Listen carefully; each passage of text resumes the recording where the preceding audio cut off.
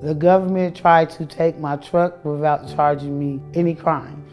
I wasn't even in my truck. They took my truck, kept it for 8 months, and I was just without a vehicle. Civil forfeiture laws enable the government to take a person's cash or property without even charging them with a crime, much less convicting them. People's cars, that's how their livelihood almost, especially when they worked hard to get it and make these payments every month.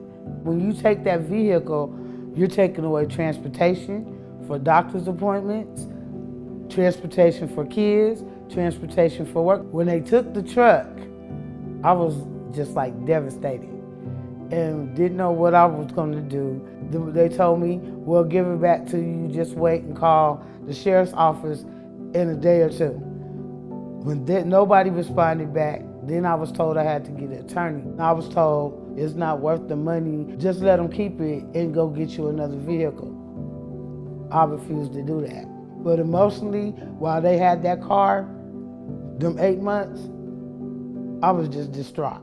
But when I went to Kansas Justice and met Sam, and Sam got right on it, I felt more relieved. And the outcome, I was just excited. When Sam called me and said you could go get that truck, when they gave me them keys, I kissed my whole truck. That's how excited I was that I was getting my truck back.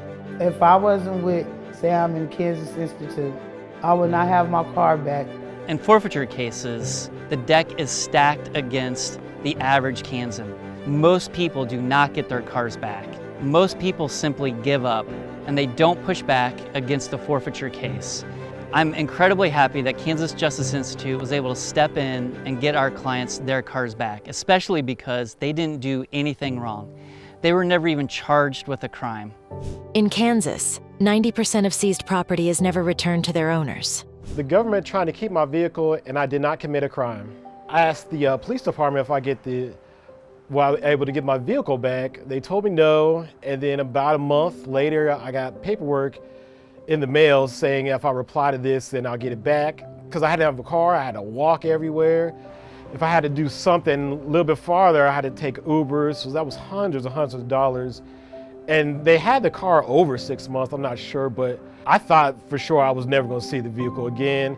And then I'm still paying on it, so they were gonna take my vehicle and I still had to pay, monthly payments on it. They made the process really, really difficult because again, I'm not a lawyer, so I didn't understand how they could just keep the vehicle when I didn't do any crime.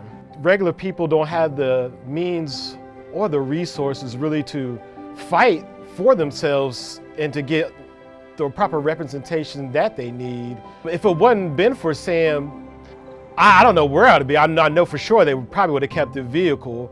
But just the amount of money it would have took to hire a lawyer, retain a lawyer, just the back and forth, it would have been thousands of dollars. Thank God Sam was able to, and his legal team, to step in and to help me with the situation. So when I got it back, I was very, very happy to get the vehicle back. But to my surprise, the window was still broken, but I'm still grateful to have the vehicle back. It's daunting and scary for most Kansans to step foot into a courtroom and fight back against a forfeiture case.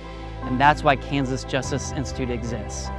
We're gonna be there with our clients throughout the entire process, fighting to get back their car, their cash, and their property.